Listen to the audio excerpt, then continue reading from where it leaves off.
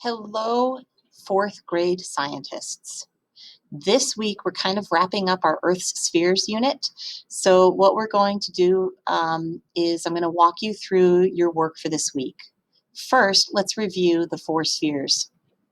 So as you know, we've been learning all about the geosphere, which is everything rocks and everything on Earth, the hydrosphere, which is all things water, the biosphere, which is all things living, and the atmosphere, which are things in the air, living, the air components. And here you can see, again, this is a little bit more specific about what I just said.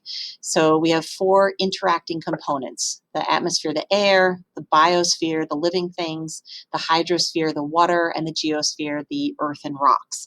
And all of these systems interact with each other.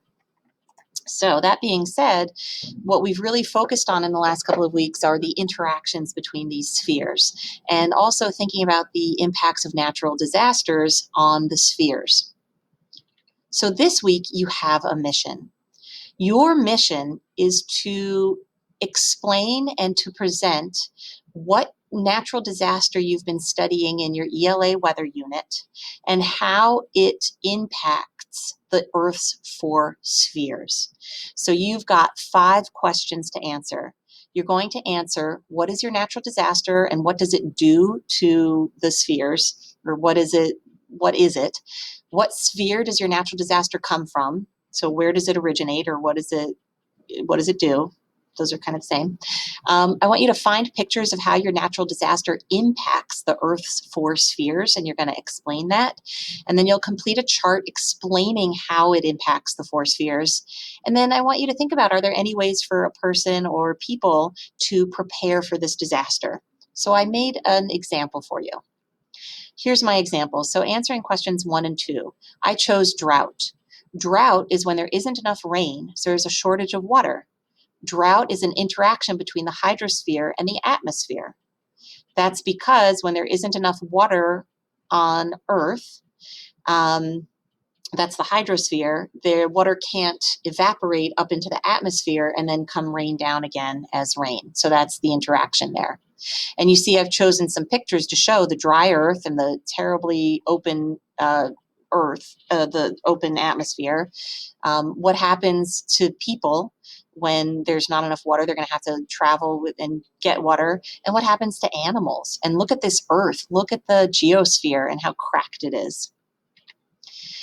When you fill out your chart, I want you to do your very best thinking. Think about everything that you've learned about the 4 spheres, and I want you to think about what the impact is of your natural disaster on each of the 4 spheres. So for example, in the biosphere, if there's no water, plants can't grow. And then animals can't drink water, people can't drink water, people can't grow crops, and people might have to even move.